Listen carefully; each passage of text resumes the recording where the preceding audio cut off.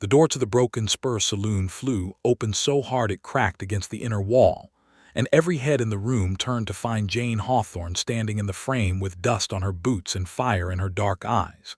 She had ridden 7 miles in the August heat of 1874 to say what needed saying, and she was not about to soften a single syllable of it. Amos Bishop sat at the corner table, a glass of whiskey untouched in front of him, his jaw set like quarried stone. He did not look up when she crossed the room. He did not look up when she stopped 3 feet from his table. He did not look up when she pressed her palms flat against the scarred wood and leaned in close enough that he could smell the dried wildflowers she kept in the band of her hat.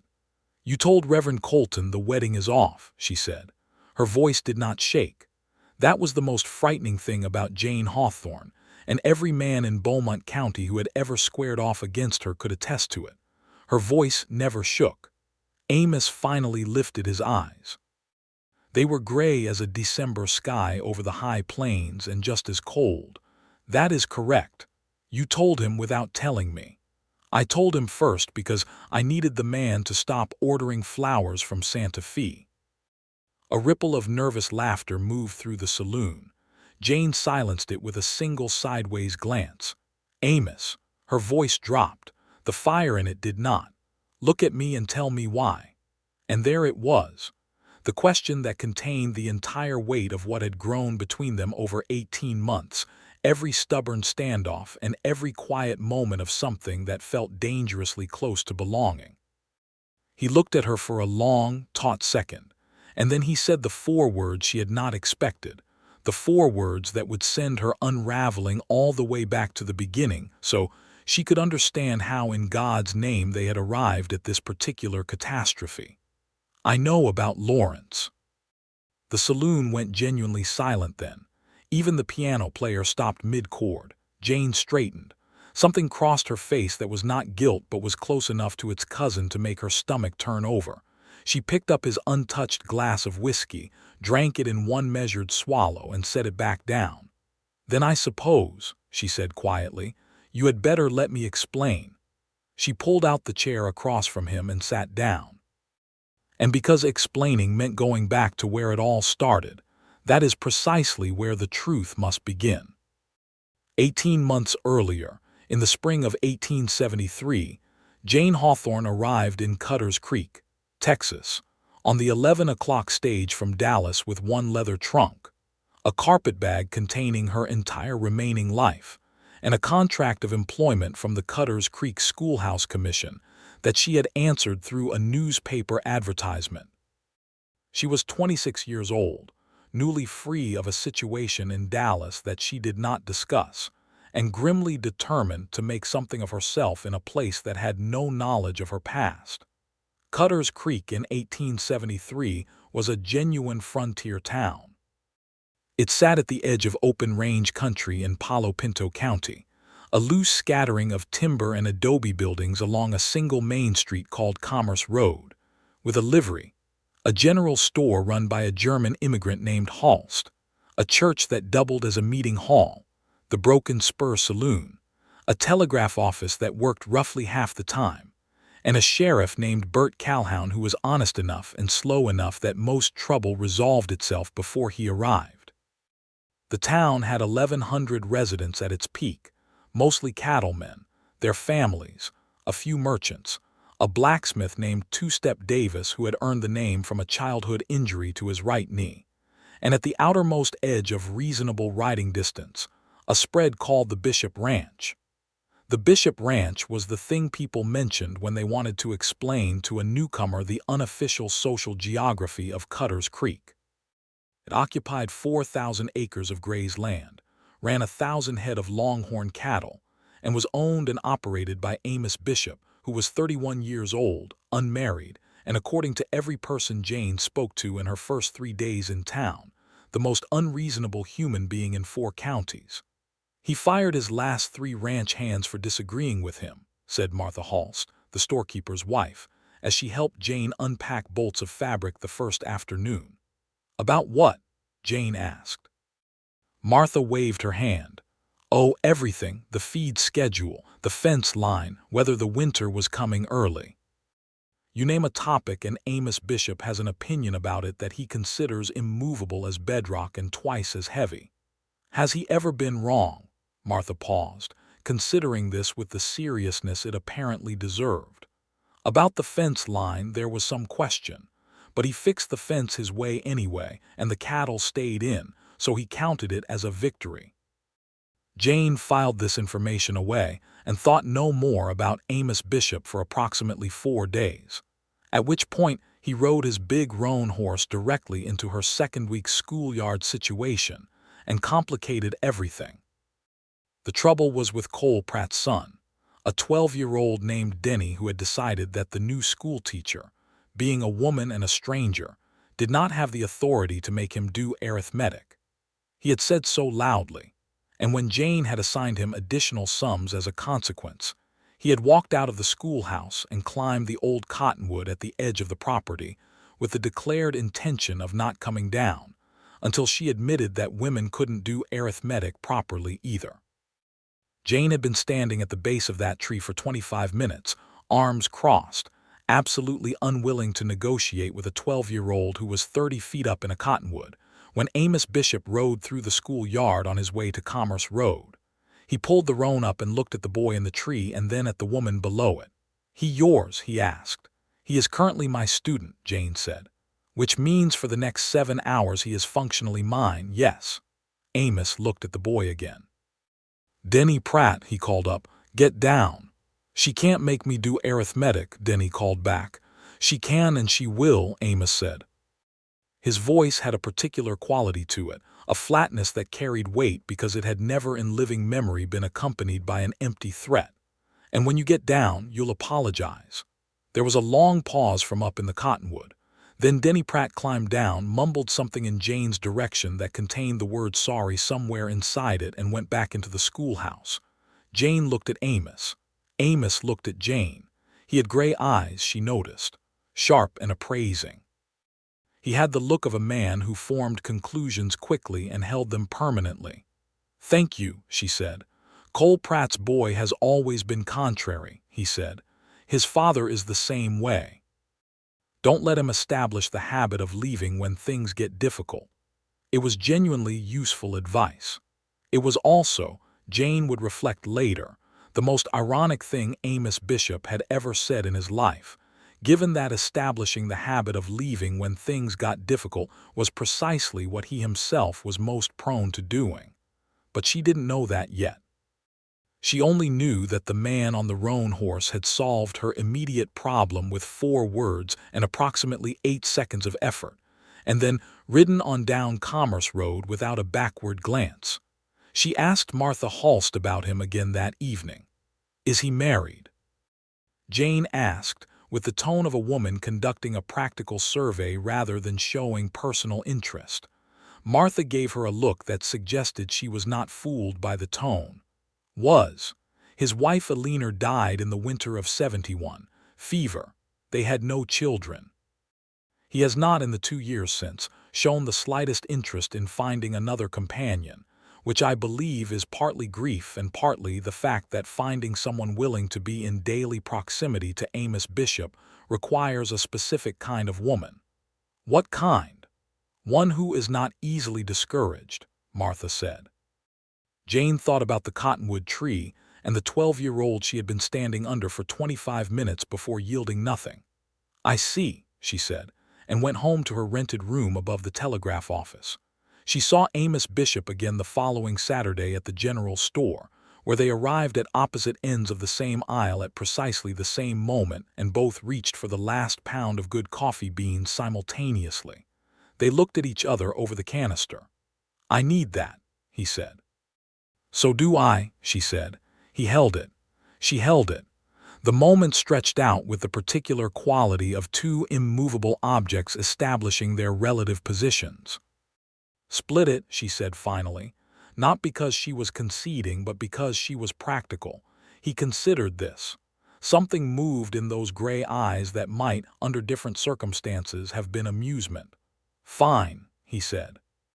They divided the coffee beans in silence using the store's small scale, and while Martha's husband Heinrich pretended to organize stock on a nearby shelf, Both Jane and Amos pretended not to notice that the splitting of the beans had required them to stand shoulder to shoulder for approximately 4 minutes, during which they had managed to produce a modest but genuine conversation about the quality of the territory's water relative to its effect on the flavor of coffee. "The creek water is hard," Jane said. "It affects the extraction." Amos looked at her with the expression of a man who has just discovered that the object he assumed was a simple stone is actually a geode. "How do you know about extraction?" "My father ran a trading house in St. Louis," she said. "We had buyers from New Orleans. They were very particular about their coffee." "St. Louis," he said. "Before Dallas," she said, in the careful tone she used when Dallas came up, which effectively closed that branch of the conversation without slamming a door. He did not press it. She noted this. He gathered his half of the coffee beans and his other purchases, settled with Heinrich, and walked out. At the door, he paused with his hand on the frame and looked back at her. "The school year ends in June," he said. "If you're still here in June, the summer work program for the older students includes fence maintenance on the East Range. I'd pay them fair and teach them the practical geometry of it if you're willing to prepare them with the academic side beforehand." It was the longest speech she had heard him make. It was also, unmistakably, an olive branch from a man who did not typically extend them. "I'll be here in June," she said. He nodded once, with the finality of a man accepting a contract, and left. Jane was indeed still in Cutter's Creek in June. She was still there because the school term had gone well enough that the commission renewed her contract, and because she had begun to find something in this spare, high-sky country that felt oddly like relief. There was space here, and in that space, whatever she had carried from Dallas had room to thin out into something more manageable. The summer fence program happened as Amos had proposed it. 6 of the older students, ranging from 14 to 17, spent 3 mornings a week at the Bishop Ranch learning to stretch wire and set posts, while Jane prepared them on Tuesday and Thursday afternoons with the applied mathematics of angles, load distributions, and the geometry of irregular terrain. She visited the ranch once to coordinate with Amos directly, and that was where she saw what he had built. The Bishop Ranch in full summer was a formidable thing. The main house was timber and adobe, 2 stories, built by Amos's father in 1855, and expanded by Amos himself after Eleanor died, which everyone in town interpreted as his way of having something to do with his grief. The house was large enough to suggest that its occupant had once imagined it filled with something more than himself. The barn was meticulous. The fences, even the old ones, were sound. The cattle were healthy. The whole place had the quality of a man's very specific vision of order, imposed on the landscape with considerable force of will. Amos met her at the fence line of the north pasture where the students were working. He was wearing a canvas work shirt with the sleeves rolled up, and the kind of calm authority of a man entirely in his natural element. He reviewed her geometry lesson plan with the same focused attention he apparently gave everything, found 2 places where he thought she'd undersimplified the load calculation, and said so directly. Jane looked at his corrections. They were, strictly speaking, correct. "Fine," she said, making the adjustments with a pencil on the spot. He watched her do it without commentary, which she appreciated. "You don't argue just to preserve your position," he said, with what sounded faintly like surprise. "I argue when I'm right," she said. "I correct course when I'm wrong. I find arguing when I'm wrong to be a waste of everyone's time, including mine." He looked at her with that geode expression again, as if she continued to reveal internal facets he had not predicted. "Most people," he said slowly, "argue to protect their pride." "Most people," she replied, "have more pride than sense. I've trimmed mine down to a workable size." He was quiet for a moment. Then, in the considered way of a man who weighs words before spending them, he said, "That's a harder thing to do than it sounds." "Yes," she said, "it is." They stood together at the fence line, watching the students work in the long June afternoon light, and something in the silence between them had a different quality than it had before. Not comfortable, exactly. more like two weather systems recognizing each other's patterns. Through July and into August, the pattern established itself without either of them formally acknowledging that it was establishing itself. Amos began timing his Commerce Road errands to coincide with the hours when Jane's teaching day ended, and she took her afternoon walk down to the creek. He would stop his horse and they would talk, sometimes for 5 minutes, sometimes for 45, about everything from the territorial water rights dispute that was making all the ranchers nervous to the particular novels she had brought from Dallas that she was working through on evenings. He had opinions about everything and stated them without apology, and she had the peculiar quality of being one of the few people in Palo Pinto County who engaged with those opinions rather than yielding to them, which seemed to have an invigorating effect on Amos that he was visibly unsure what to do with. She learned things about him in these conversations. She learned that he had grown up on this land, that his father had been a hard man but a fair one, that his mother had died when he was 9, and that grief had forged something in him that was both strength and limitation.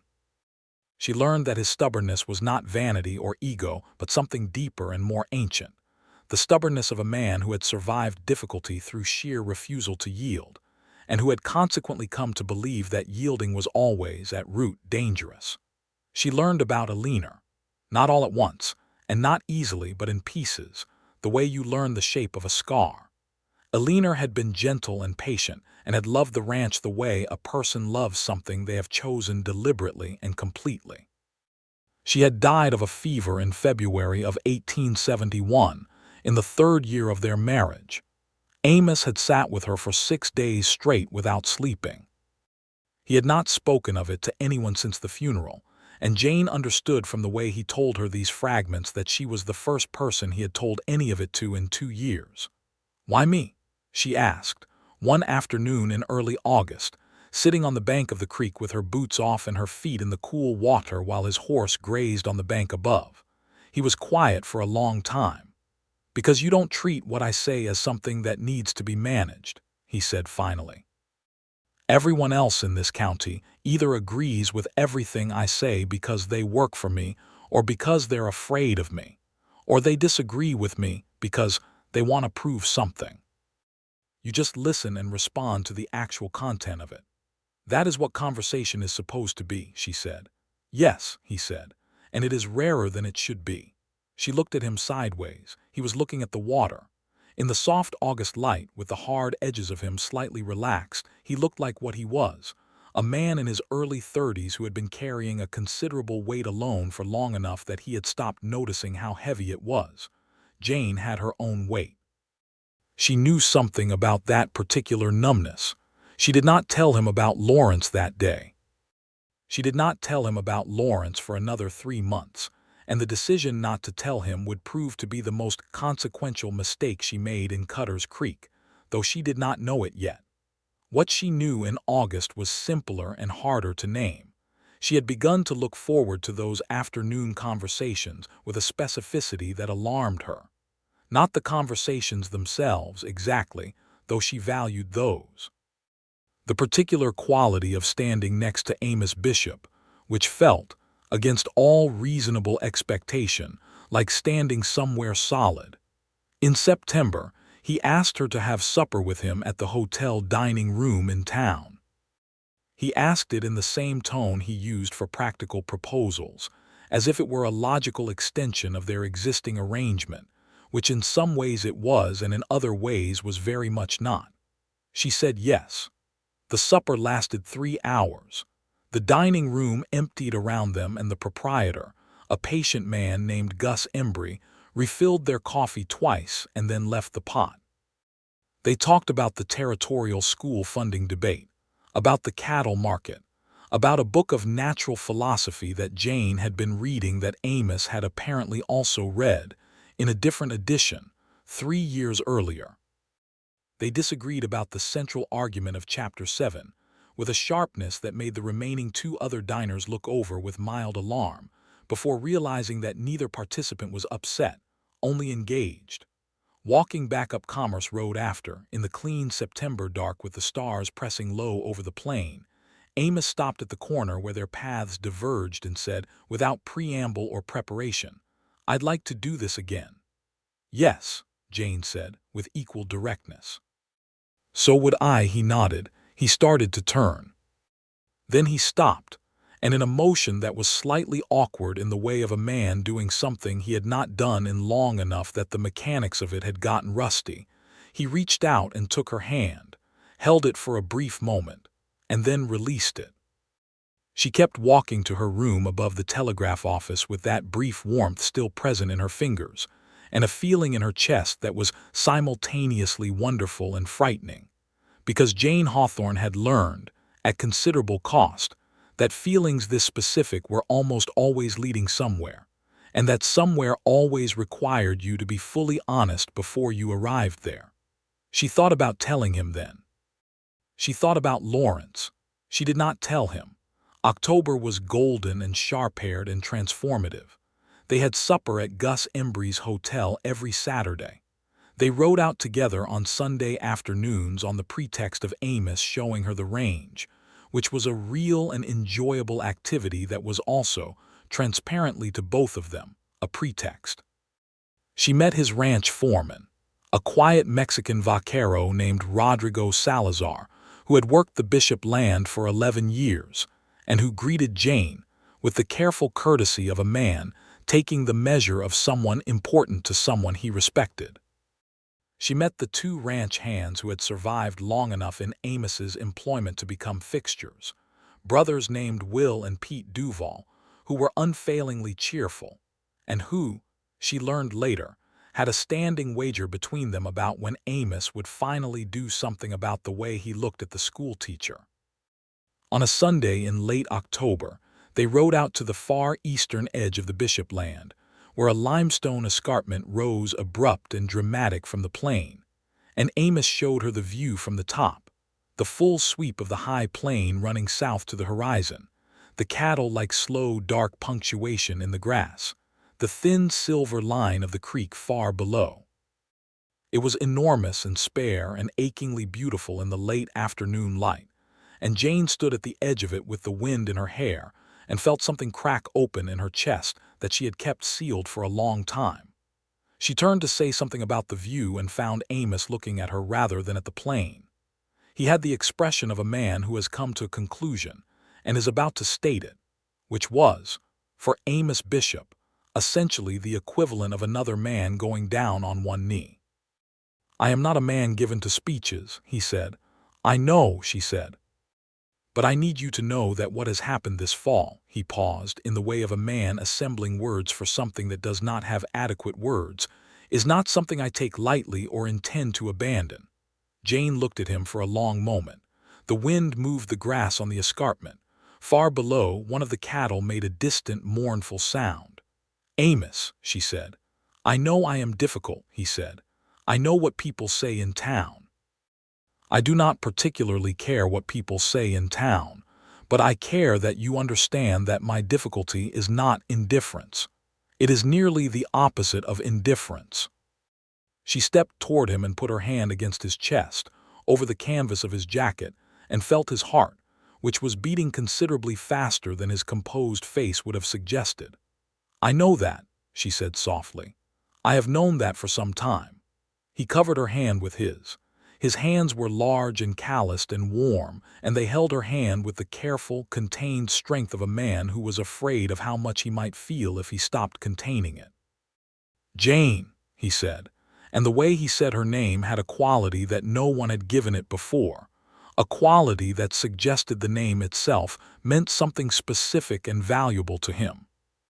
"Yes," she said, not to a question he had asked, but to the one that was underneath everything he had said. He kissed her. It was brief and certain and carried the weight of everything they had been building since June, and when he pulled back his gray eyes were warmer than she had ever seen them. "I should tell you something," she said. "All right," he said. But the wind shifted and brought the smell of rain, and the clouds were building fast from the northwest the way they did on the high plain without warning, and the moment fractured into the practical necessities of getting down from the escarpment before the weather hit. And by the time they reached the ranch house and got the horses in and stood together in the dry of the barn, while the rain hammered the roof, the moment had passed. Amos made her tea in the ranch house kitchen, and they sat together talking until the rain eased, and she rode back to town in the clean post-storm dark, and she told herself she would tell him next time. That was the hidden motive behind her silence, though she did not name it that honestly even to herself. She knew, at some level, that what she was doing was enjoying something precious and fragile, and that telling the truth about Lawrence would test it in ways she was not yet ready to face. It was cowardice dressed as timing. It would cost her dearly. November brought the first hints of winter and a development in town that complicated things considerably. A man arrived on the Dallas stage, checked into Gus Embry's hotel, and introduced himself around as Lawrence Gale, a property attorney from Dallas, and said he was in Cutter's Creek on business. Jane saw him from across Commerce Road on a Tuesday morning and felt the blood leave her face.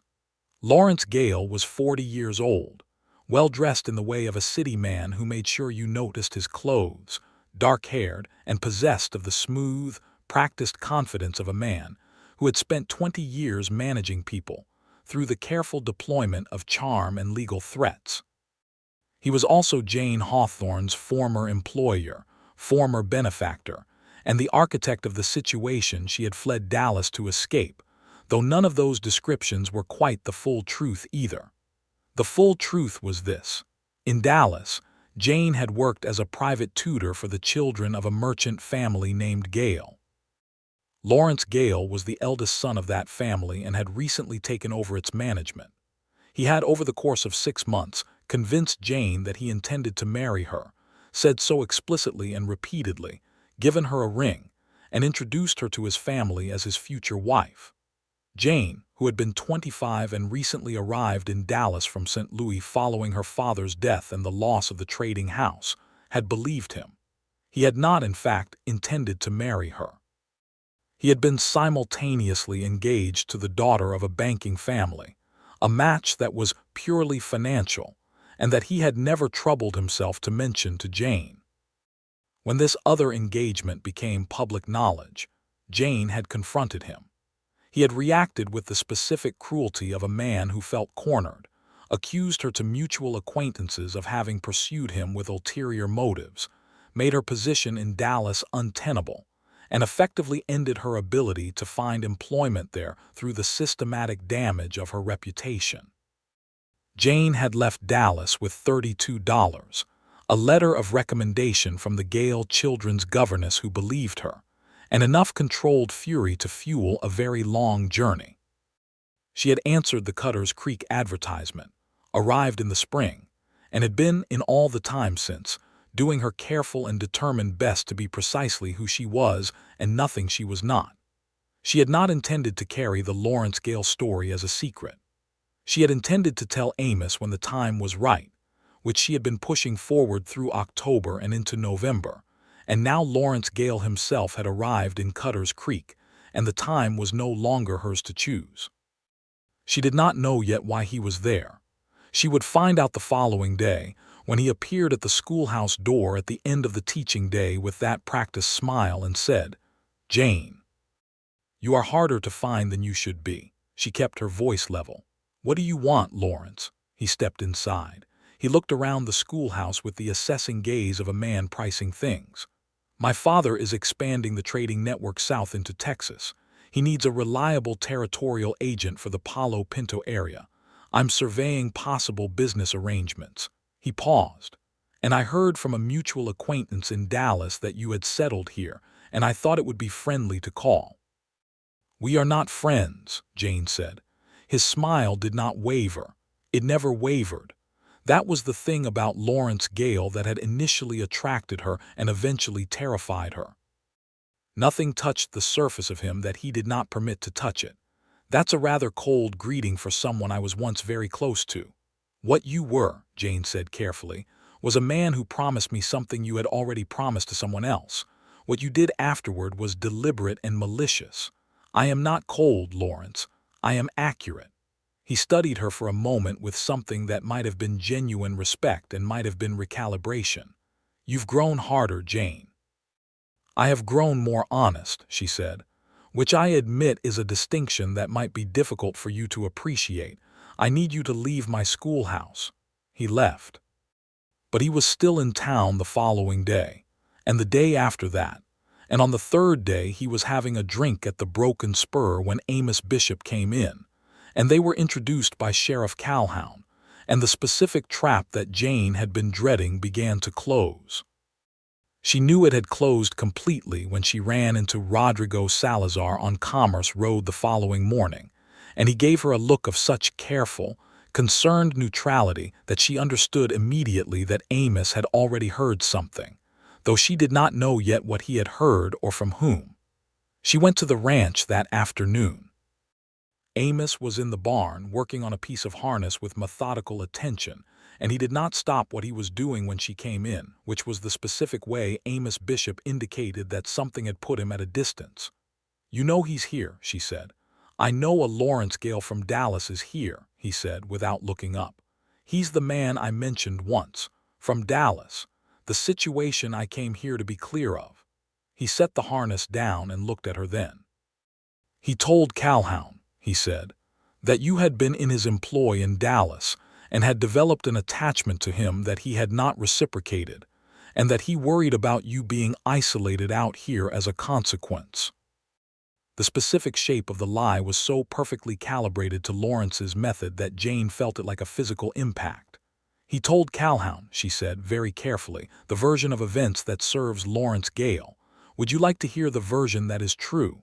"I would like to hear," he said, "why you did not tell me any version before now." That was the harder question. That was the question she had been carrying, and she answered it honestly. "Because I was afraid," she said. "Not of you. Of losing what we have built, which was precisely the wrong reason to wait, and I know it." He was quiet for a long time, the gray eyes working through something internal that she could not fully read. "He intends to damage you here," Amos said, with the flatness of a man stating a fact, "the same way he did in Dallas." "Yes," she said, "that is what he does." "Why?" She looked at him steadily.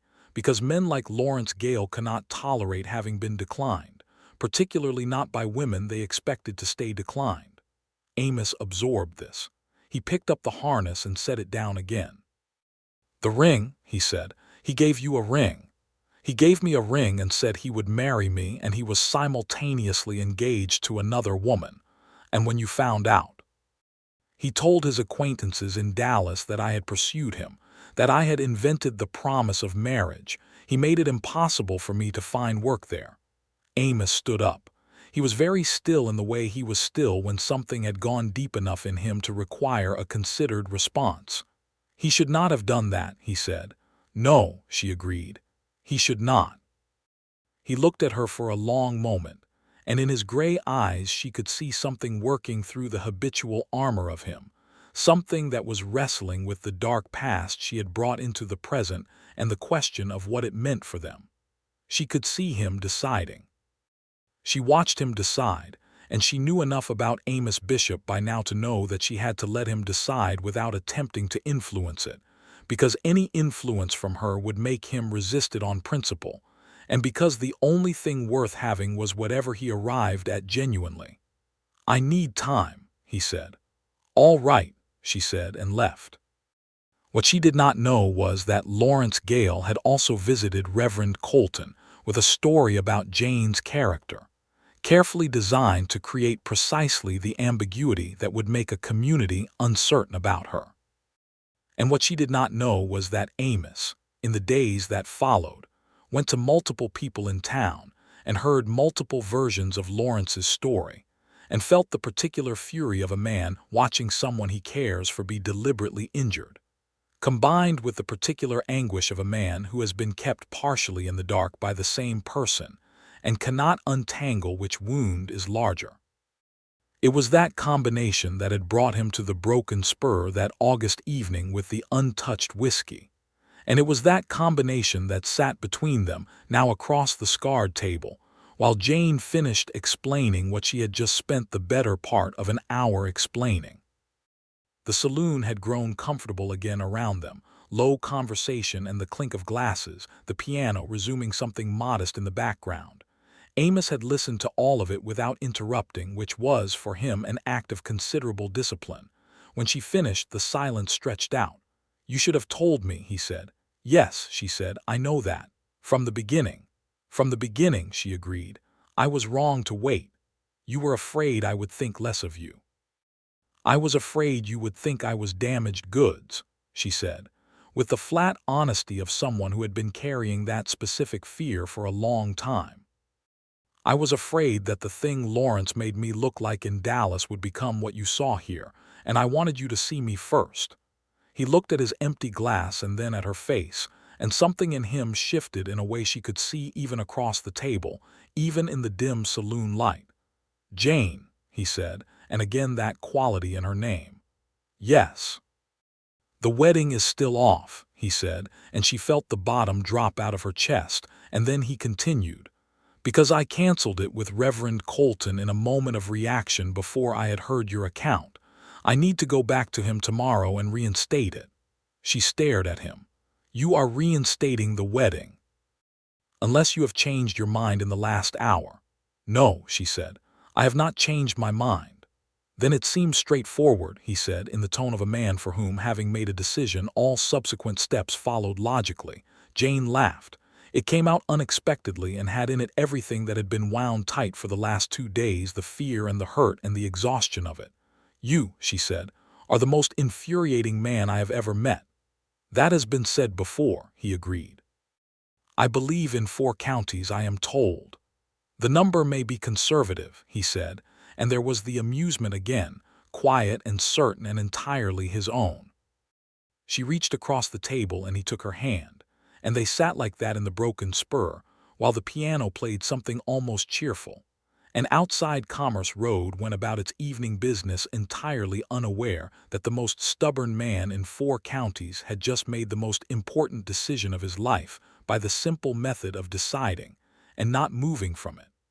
The matter of Lawrence Gale was not yet resolved. Lawrence, it turned out, had not simply come to Cutter's Creek to damage Jane's reputation. The business proposition he had mentioned to Sheriff Calhoun was real enough, but the specific way he intended to conduct it revealed the hidden motive that Jane had partly guessed. He wanted the Bishop Ranch.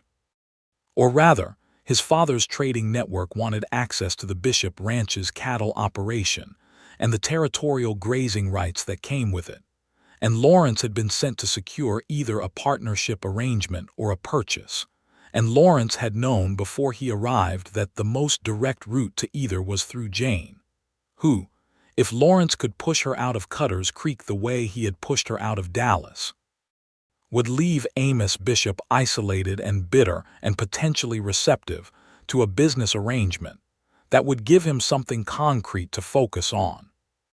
Rodrigo Salazar, who was quietly the most observant person on the Bishop Ranch and who had taken a very strong dislike to Lawrence Gale on instinct, had spent the better part of 3 days listening carefully to what Lawrence said at the Broken Spur Bar, and came to Amos with what he had heard the morning after Jane and Amos's reconciliation at the saloon.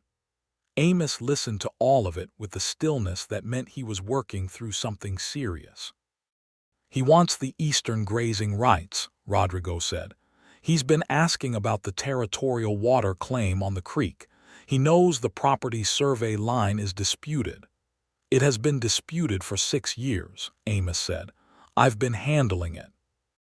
"He seems to think," Rodrigo said carefully, "that if the schoolteacher situation becomes complicated enough, you might be open to a business arrangement as a distraction."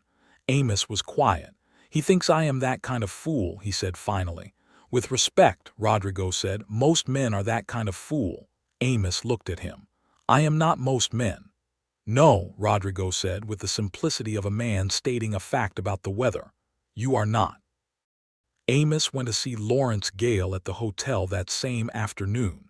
He found him in the small sitting room off the lobby, writing a letter, and he sat down across from him without invitation. Lawrence put down his pen with the composed ease of a man who believed in his own ability to manage any situation. "Mr. Bishop, I've been hoping to speak with you." "Then we have saved some time," Amos said. "I'll speak first. What you told Calhoun about Jane Hawthorne was false." Lawrence's expression arranged itself into something concerned and regretful. "I understand she has told you her version of—" "I am not interested in versions," Amos said. "I have known Jane Hawthorne for 18 months. I know the quality of her character with a degree of precision that exceeds anything you are likely to offer. What you told Calhoun was a deliberate falsehood designed to damage her standing in this community, and by extension, to make her departure from here appear to be the natural outcome of a difficult situation. I understand that this is the method you used in Dallas." Lawrence looked at him for a moment with the expression of a man recalculating. "You seem very certain." "I am always certain," Amos said, in a tone that made several things clear simultaneously. "She is a complicated woman with a complicated history. All people have complicated histories," Amos said. "That is not a distinctive feature. What is distinctive is that yours is one that involves deliberate harm to people who trusted you, and I am here to tell you directly that the same method will not work in this county." Lawrence studied him. Something shifted behind the composed surface. Not retreat, not yet, but a reassessment. "You're planning to marry her?" "Yes. And the business proposition regarding the territorial grazing rights is not something I have any interest in discussing with you or your family," Amos said. "The Bishop Ranch is not for sale, and no portion of its operation is available for partnership with the Gale Trading House. If your father requires territorial cattle access in Palo Pinto County, there are other operations that might be available. Mine is not one of them." He stood up. Lawrence remained seated, the pen in his hand, the composed face doing something complicated. "She will bring trouble to your life, Bishop," he said. "Women who run from one place always run from the next." "Jane Hawthorne," Amos said, in the measured tone of a man who has thought about this carefully and is about to state his final position, "has not run from anything. She has moved toward something. There is a considerable difference, and it is one that a man of your particular character would have difficulty appreciating." He picked up his hat from the table. "I believe you are leaving Cutter's Creek at the end of the week. I would encourage you to stay to that schedule." It was not a threat. Amos Bishop did not make threats. It was simply a statement of the preferred outcome, stated with the same certainty with which he stated everything, and Lawrence Gale, who was in the business of reading the strength of opposing positions, read this one accurately. Lawrence Gale left Cutter's Creek on Friday on the morning stage to Dallas, and the matter of his dark past connection to Jane was, from that point forward, finished. Jane found out what Amos had done from Rodrigo, not from Amos himself, who mentioned it only once briefly as a concluded item of business. When she pressed him on why he hadn't told her more, he said, with characteristic directness, "Because it was a problem that needed solving, I solved it, and there was no benefit to making you relive the conversation." Jane looked at him for a long, complicated moment and then said, "Amos." "Yes, that was very kind." He looked faintly uncomfortable, which was what happened to Amos Bishop when someone accurately named a tender thing in him. "It was practical," he said. "It was both," she said, "and you know it." He did not argue. She counted that as a small but genuine victory, of the kind that Amos Bishop allowed only when he knew you had earned the right to it. The wedding was reinstated with Reverend Colton for the second Saturday in December, 1873, which gave them 6 weeks to prepare. The preparation turned out to be a considerable negotiation in itself, not because either party was reluctant, but because they were both highly specific people with highly specific opinions about what a wedding should and should not involve. Amos's position was that a wedding should be brief, sincere, and not require new furniture. Jane's position was that a wedding should include flowers, a proper dress, and a dinner afterward that gave the people who had watched them circle each other for 18 months the satisfaction of seeing them finally land. They were both right in different ways, and they compromised in the manner they had established as their method. Each yielded where it genuinely didn't matter and held firm where it did. The ceremony would be brief, and in the church. There would be flowers, ordered not from Santa Fe this time, but from a greenhouse in Fort Worth that Martha Halst had connections to. There would be a dinner at Gus Embry's hotel. Amos would not purchase new furniture but would allow Jane to rearrange the existing furniture in the ranch house, which she had very specific thoughts about. The sitting room table, she said, blocks the window. If it moves 6 inches to the left, the evening light comes through properly. The table has been in that position for 11 years, he said. The table has been wrong for 11 years, she said.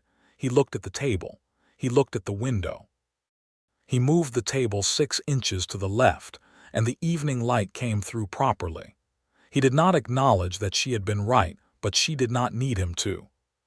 The ceremony itself, on the second Saturday in December, was attended by what felt like the entire population of Cutter's Creek, which it nearly was.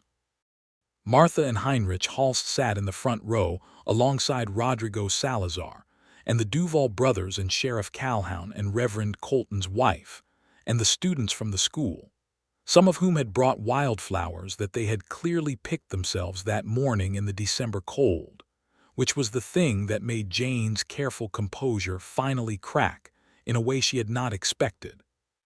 Because those cold-gathered flowers were the most genuine gesture of the day, and possibly the most generous thing anyone had done for her in years.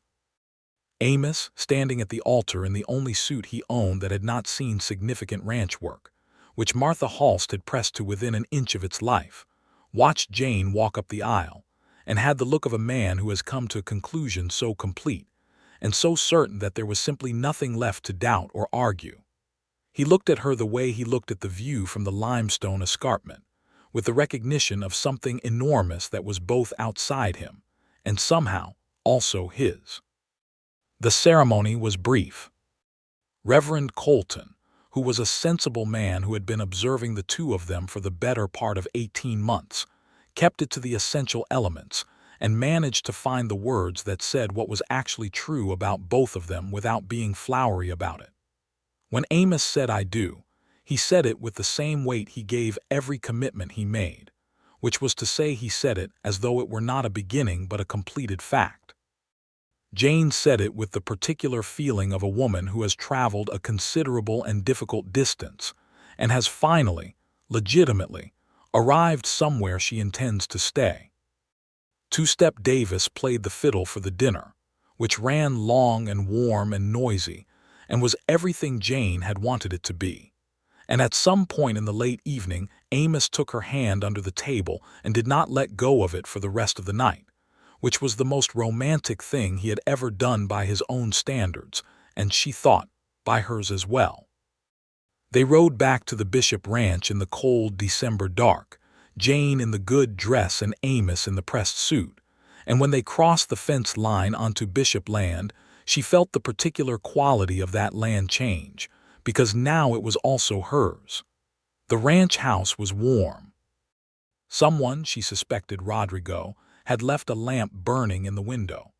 The first winter of their marriage was the coldest in 6 years, which was the kind of thing that revealed the true architecture of a shared life in a way that comfortable seasons did not. There were days of extreme cold that kept everyone close to the house.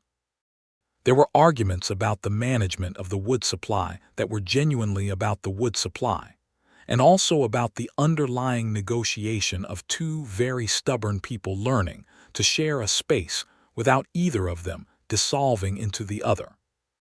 There was the particular challenge of Jane navigating the daily rhythms of ranch life, which operated on its own strict logic, and Amos navigating the discovery that having a person you love in the house meant that your habits and preferences were now part of an ongoing conversation rather than unilateral decisions. He forgot to tell her about a planned trip to Fort Worth until the morning he was leaving, and she was justifiably angry. He acknowledged it was inconsiderate and said so plainly, which surprised her because she had been prepared for him to defend his right to make his own schedule, and the plain acknowledgment left her without the argument she had prepared. "I am trying," he said, in the careful tone he used for the things that cost him something. "I have been alone in this house for 2 years, and the habits of that are not entirely gone." "I know," she said. "I am trying too. The habits of being a person who expects to be left are not entirely gone either."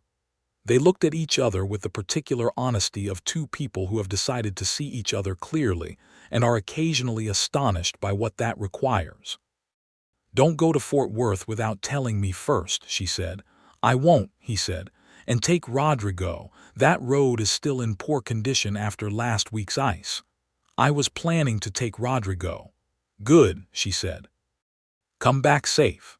He came back from Fort Worth 2 days later with a length of blue wool fabric that matched, with suspicious precision, a color she had mentioned admiring in a bolt at Hall's store 3 weeks earlier. He put it on the kitchen table without ceremony and went to check on the cattle, and she stood at the table with the blue wool in her hands, feeling the warmth of it move through her like light through a properly placed window. She made it into a dress over the following 2 weeks, wearing it first on a Sunday in February when she and Amos rode out to check the eastern fence together, and his expression when he saw her in it was not the expression of a man who expected compliment or acknowledgement. It was simply the expression of a man who is satisfied that a right thing has occurred. In the spring of 1874, Jane became pregnant, which they discovered in March, and which Amos received with the look of a man whose internal landscape had just shifted in a fundamental and permanent way. He was not a demonstrative man in the sense of speeches or grand gestures, but for a week after the discovery he brought her coffee every morning before she had asked for it and checked the condition of the road between the ranch and town approximately twice as often as necessary. "I am pregnant," she told him one evening, "not made of paper." "I know that," he said. "You have asked me 3 times this week if the chair is comfortable." "It is a hard chair," he said.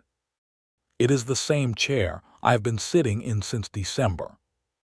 He looked at her with the complicated expression he wore when she was right, and he was being the specific version of himself that she had privately labeled Amos, who knows he is being unreasonable, but is not quite ready to acknowledge it yet. "All right," he said. "I appreciate the coffee, though," she said. "I'll keep the coffee," he said, and something in the way he said it made her laugh, and that made him smile, and they sat together in the evening in the ranch house sitting room with the table moved 6 inches to the left, and the lamplight doing exactly what she had said it would do if only you let it. It was during the spring of 1874 that the territorial water rights dispute, which had been simmering in the background for years, came to a genuine crisis. The dispute was between the Bishop Ranch and a larger ranching operation to the north called the Strand Cattle Company, owned by a man named Victor Strand, who had been expanding his land holdings aggressively since 1871, and who had filed a claim with the Territorial Land Office, asserting that the water rights to the creek that ran through the eastern edge of Bishop land had never been properly registered in Amos's name. This was a serious matter. The creek was not ornamental. It watered the eastern third of the Bishop grazing range during the dry summer months, and without it, that portion of the land could not run cattle. If Strand's claim succeeded, it would effectively force a reduction in the ranch's operation that would have significant financial consequences. Amos had been aware of the dispute and had believed it to be manageable through the existing documentation. What he had not been fully aware of was that the land office in the county seat had received, at some point in the previous year, a document that called into question the authenticity of his original water claim registration, which had been filed by his father in 1861. Jane found out about the document through the telegraph, which, being directly above the telegraph office where she had once rented her room, and where the current operator, a meticulous young man named Porter, was on very good terms with her. Porter mentioned it because he had received a message from the county land office asking for verification of dates in the original Bishop filing, and it seemed to him like the kind of thing the Bishop should know was being asked about. Jane told Amos that evening. He received it with the stillness that meant something had reached his core concern. "The original filing," he said. "My father's original filing." "Yes, they're questioning the dates." He was quiet for a long time. "My father filed that claim in 61 before the drought of 62. The dates are correct. Is there documentation beyond the land office copy?" He thought about it. "There was a letter," he said slowly. "My father wrote to my uncle in Louisiana about the filing. He was proud of the water claim. He might have mentioned the dates." "Where is your uncle now?" "Dead," he said. "But the letter might still exist. He was not a man who threw letters away." Jane looked at him steadily. "Then we need to find out if the letter exists." "My cousin," he said, working through it. "Samuel in Shreveport. He would have whatever remained of his father's correspondence." "You need to write to him today," Jane said. "And we need someone to go to the county land office and review exactly what document they received that is calling the dates into question." "I'll go," she said. "I have a free day on Thursday. I can take the stage to the county seat and review the filing record myself." He looked at her. "You are 4 months pregnant." "I am 4 months pregnant," she agreed. "And it is a 4-hour stage ride and a clerical review of documents, not a cattle drive.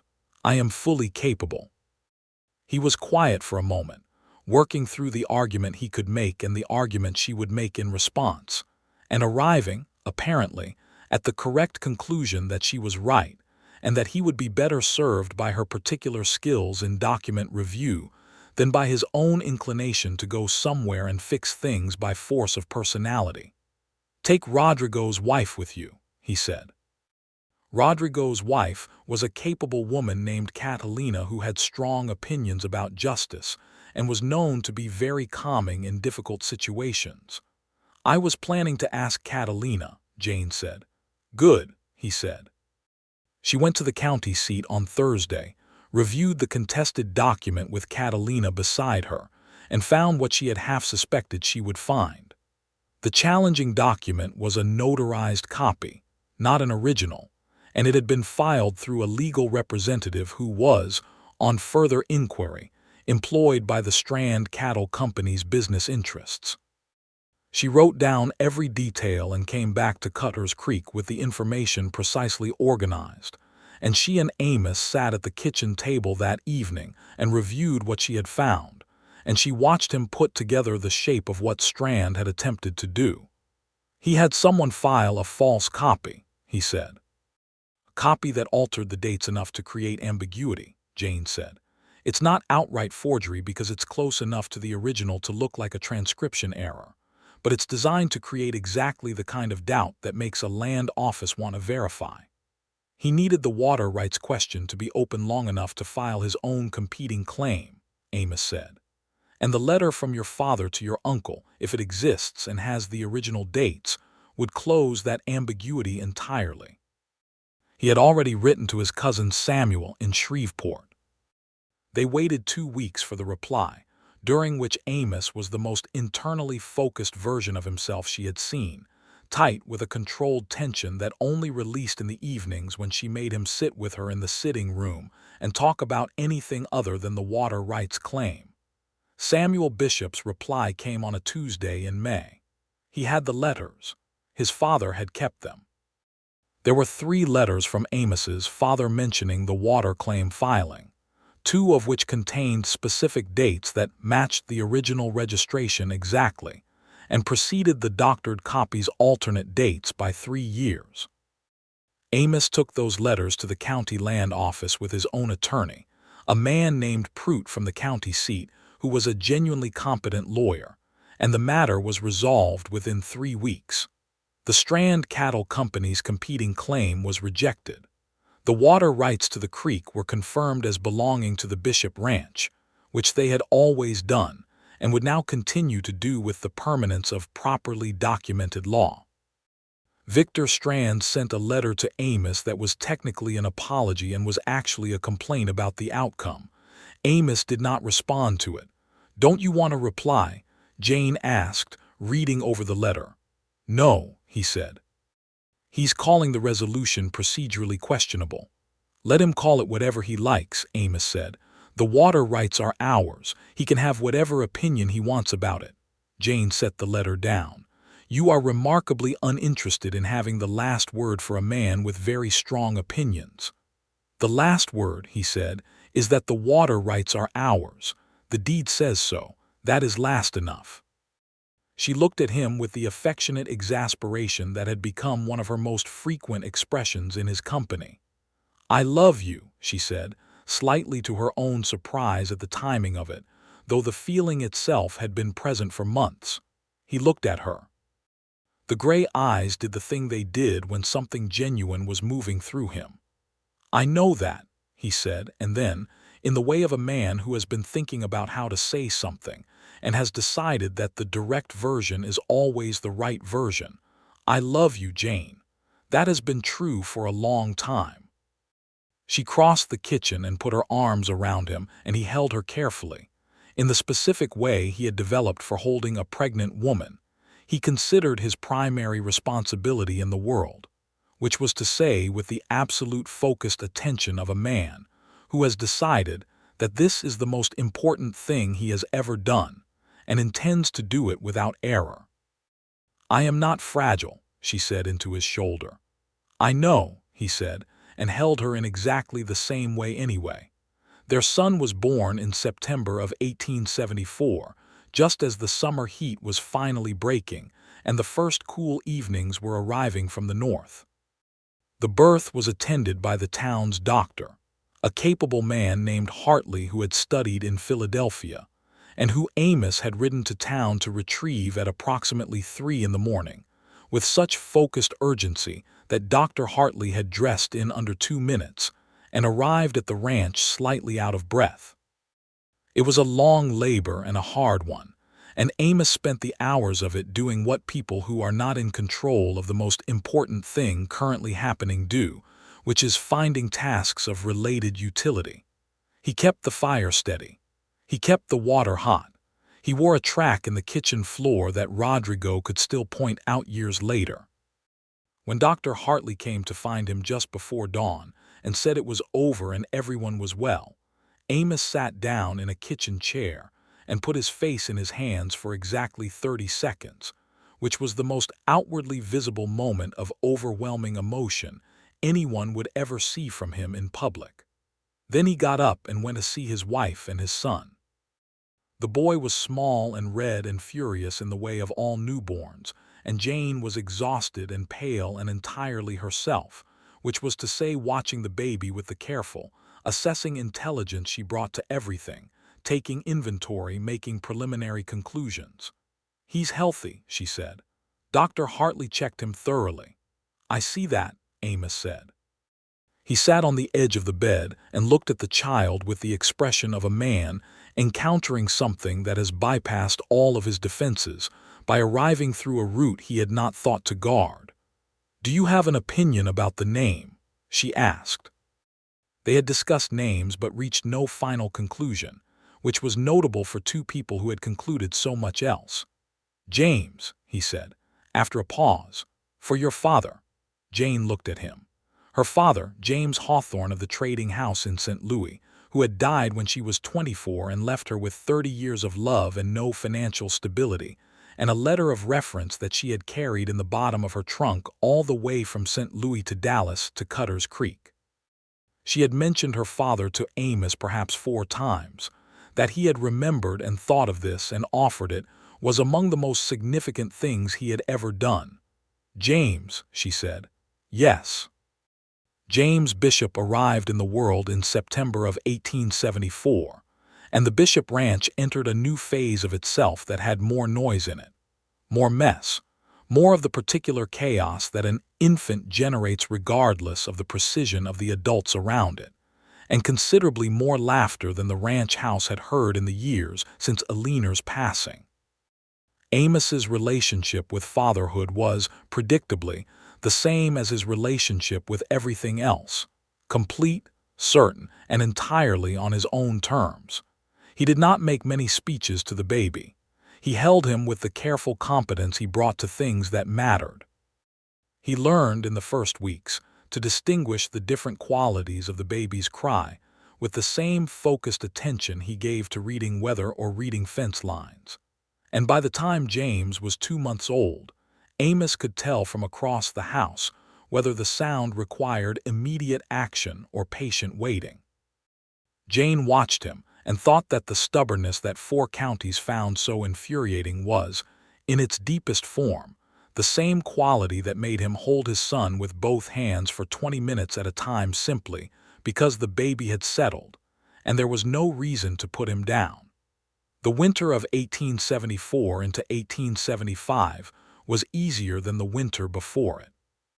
Not because the weather was gentler, though it was somewhat, but because the architecture of their shared life had settled into something sound. They had learned each other's rhythms with the patience of people who are genuinely interested in learning rather than simply enduring. Amos had learned that Jane's silences were not withdrawal but thought. Jane had learned that Amos's gruffness on difficult days was not distance, but the particular way he kept himself together when things pressed hard.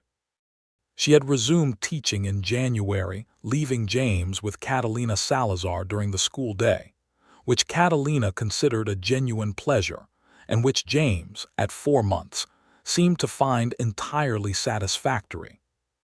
The students, who had been told about the baby's arrival by their parents, and had all arrived the first day back with various handmade or hand-selected gifts for the teacher's son, received from Jane the particular warm authority of a woman who is fully happy in her life and brings that fullness to her work. Spring came to the Bishop Ranch in 1875 with the particular extravagance that follows hard winters, the grass impossibly green, the creek running high, the wildflowers so thick on the escarpment that Jane took James up there in April to see them, and sat on the warm limestone with her son in her lap, and felt the specific deep contentment of a person who has arrived somewhere true. Amos found her there that afternoon, riding the eastern fence and seeing her from a distance as he came down from the north pasture. He tied the roan and climbed up, and sat beside her on the limestone with the plain running away south to the horizon and the baby between them examining a piece of dried grass with total concentration. "He has your eyes," Amos said. "He has your expression," she said. "That one he is wearing right now. That is exactly the face you make when something requires detailed investigation." Amos looked at his son, who was indeed applying to the dried grass a focused intensity that was, Jane thought, deeply familiar. Something moved in his face that he did not try to conceal, which was becoming more common with him, this willingness to let the feeling show on the surface. "Jane," he said. "Yes. Are you glad you stayed?" It was not phrased as a question exactly. It was phrased as the question that contained the whole of everything, the 18 months of circling, the scarred table and the broken spur, the wool fabric on the kitchen table, the coffee every morning, the water rights defended, and the letters from Louisiana and the labor before dawn, and the 6 inches the sitting room table had moved to let the light through properly.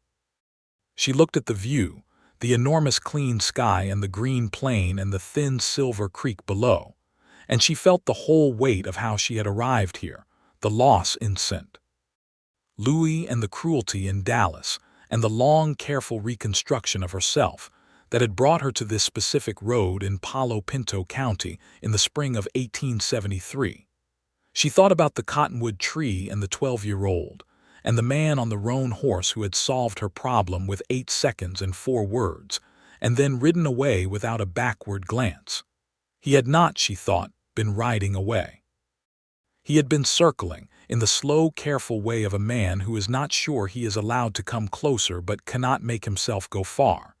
She looked at him now, with the baby between them and the plain below and the whole of a genuine life around them. "Amos," she said, "I am the most glad I have ever been of anything." He took her hand, in the way he had the first time, outside the hotel on Commerce Road in the September dark, holding it for a moment with that careful, contained warmth. Except this time he did not let go. James reached up from between them and grabbed Amos's sleeve with considerable determination, and Amos looked down at his son, with the expression that bypassed all his defenses, and the three of them sat together on the limestone escarpment in the long April afternoon, while the plain stretched out in every direction, and the world felt, for once, as large and open and full of good possibility as it actually was. In the years that followed, Cutter's Creek grew and changed in the way of all frontier towns that survived long enough to become something more permanent. The railroad came through in 1877, connecting Palo Pinto County to the larger cattle markets, which was good for the Bishop Ranch and for every ranching operation in the area. Commerce Road gained two new businesses, a pharmacy and a hardware store, and the school expanded to a second room, which meant the commission hired a second teacher, and Jane took the older students, which suited her because she found the older students, the ones who were almost grown, the most genuinely interesting. The Bishop Ranch grew as well. Amos purchased the adjacent eastern section in 1876 when it became available, adding another 800 acres to the operation. Rodrigo became the full ranch manager in all but title, which was the title Amos gave him formally in 1877, over Rodrigo's protests that things had been working fine without a formal title, to which Amos replied that things working fine was not an argument against appropriate recognition, and that the title came with a proportionate wage increase, which ended Rodrigo's objections. James grew into a serious, curious boy with Jane's dark eyes and Amos's immovable quality of opinion, which made his parents' life interesting in specific ways. He wanted to know how everything worked. He asked questions with the relentlessness of a small person who has not yet learned that some questions don't have comfortable answers, and both his parents, being the people they were, answered him with the same directness they brought to everything else, which seemed to satisfy him. In 1877, Jane became pregnant again, and this time the knowledge settled over them with the particular ease of people who have already made this journey once and know what it requires. Amos still kept the fire and the water hot and wore another track in the kitchen floor, because some things in him were not changed by experience but only confirmed by it. The second child, born in the spring of 1878, was a girl. They named her Alina at Amos's suggestion.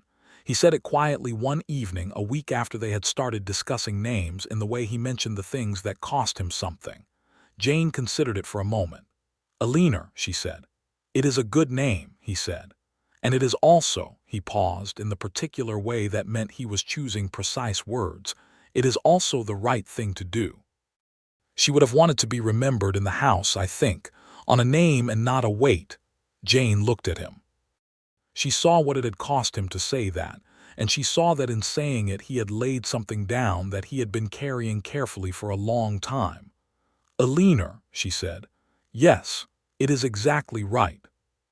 Amos Bishop arrived in April of 1878, red-haired in a way that surprised everyone including her parents, and loud in a way that did not surprise anyone who knew her father, and she established herself within the first 3 months as a person of considerable will who was going to require the full attention of everyone around her, which she received without difficulty. James, at 3½, received his sister with the careful analysis of a small person processing something significant. He observed her for several days with the focused attention he applied to all important matters, and then delivered his verdict to his father with great seriousness. "She is very loud," he said. "Yes," Amos said. "Is that because she is small?" "Partly." "Will she get quieter when she is bigger?" Amos looked at his daughter, who was in Jane's arms expressing strong opinions about the immediate present with remarkable volume. He thought about the Hawthorne and Bishop genetic contributions to this particular child. "Probably not," he said. James considered this. "All right," he said, with the equanimity of a child who has decided to accept the terms of the world. The years settled into themselves with the good weight of a life that is being lived rather than merely endured.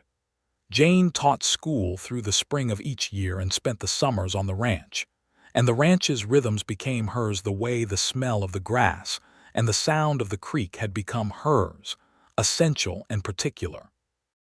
Amos's stubbornness remained what it was, immovable and four-county famous, but she had long since understood it for what it was at its root, and she met it with the same patience and precision she had always brought to it, and it met her with the same respect it had always given to the one person in its experience who treated it as a natural feature to be worked with rather than a flaw to be corrected. They argued because they were both specific people with strong opinions, and their arguments had the quality of their first conversation about coffee extraction, engaged and genuine, and usually productive. He was wrong about the feed schedule in the winter of 1879, though it took him 11 days to acknowledge it, which was, she noted, a personal record of relatively rapid acknowledgement. She was wrong about the school expansion budget proposal in 1880, which she discovered in the middle of a commission meeting when the numbers stopped adding up the way she expected them to, and she revised her position on the spot without ceremony, which still, after 7 years, had the effect of slightly surprising people who expected otherwise. Martha Halst said to her once in 1881, sitting together in the Halst kitchen while their children played in the yard, "You know, when you first arrived in Cutter's Creek, I thought you would be gone in 3 months. Not because of you, because of him." Jane smiled. "I know. And then you stayed, and then you were together, and I thought, well, perhaps they will wear each other down to nothing. And instead," Martha considered, "and instead you seem to have made each other more than you were separately. Which is not what I expected from two people that stubborn." Jane looked out the window at the yard, where James was explaining something with great seriousness to Alina, who was 4 years old and listening with the focused skepticism of a person who planned to disagree on principle but wanted to have the full argument first. "I think," Jane said, "that stubbornness is only a problem when it is protecting nothing worth protecting. When it is protecting something real." She paused. "Then it is something else," Martha said. "Then it is faithfulness," Jane said. "Just the very firm version of it."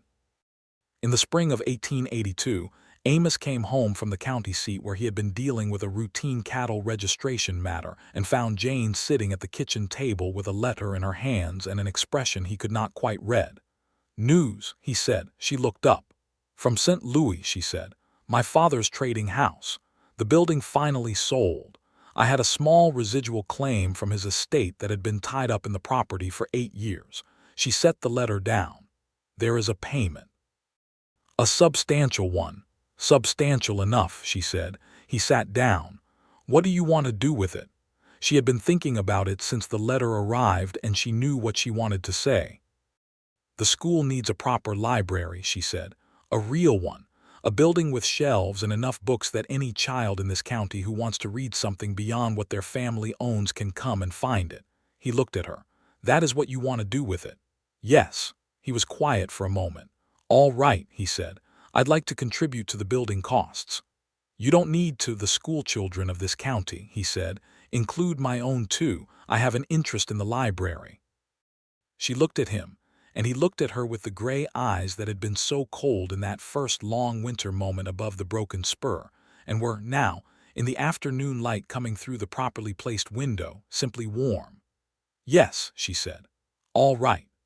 The Cutter's Creek Public Library opened in the fall of 1883 in a timber and stone building on the north end of Commerce Road, with 400 books, donated shelves, and a reading table large enough for 12 people.